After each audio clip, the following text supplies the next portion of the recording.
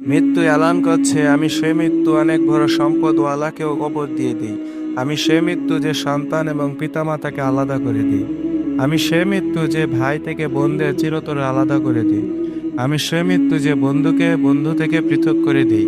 আমি সে মৃত্যু যে স্বামী থেকে স্ত্রী পৃথক করে দিই। আমি সে মৃত্যু যে সুখে সংসার ভেঙ্গে তছনছ করে দিই। আমি সে মৃত্যু যে কবরস্থানকে আবাদ করি।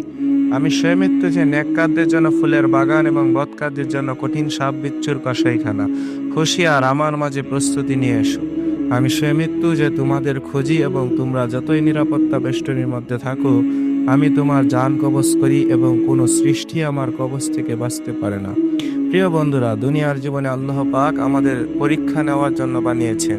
এখানে যে আসে সে যাওয়ার অগ্রিম টিকিট নিয়েই আসে। এখানে চিরস্থায়ী বসবাসের জন্য নয়, চাই সে বড় শক্তিশালী বাদশাহ হোক, চাই মালদার হোক, চাই ফকির হোক।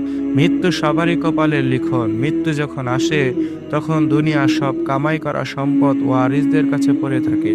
শুধু শূন্য হাতে 3.5 হাত মাটির ঘরে শুয়ে থাকে। যদি হাতে দামি আংটি থাকে তাও খুলে রাখা হয়।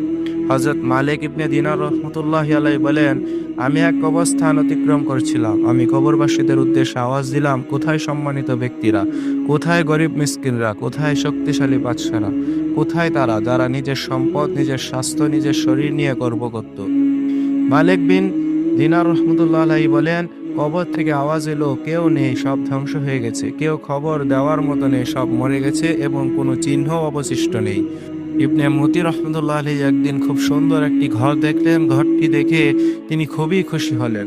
পরক্ষণে কাঁদতে শুরু করে বললেন, হে সুন্দর ঘর, আল্লাহর কসম, যদি মৃত্যু না আসতো তাহলে আমি তোর উপর অনেক খুশি হতাম। যদি কবরের সংকীর্ণ ঘরে না যেতে হতো তাহলে দুনিয়ার এই চাকচিক্যময় অবস্থা দেখে আমার নয়ন যুগল শীতল কাঁদতাম।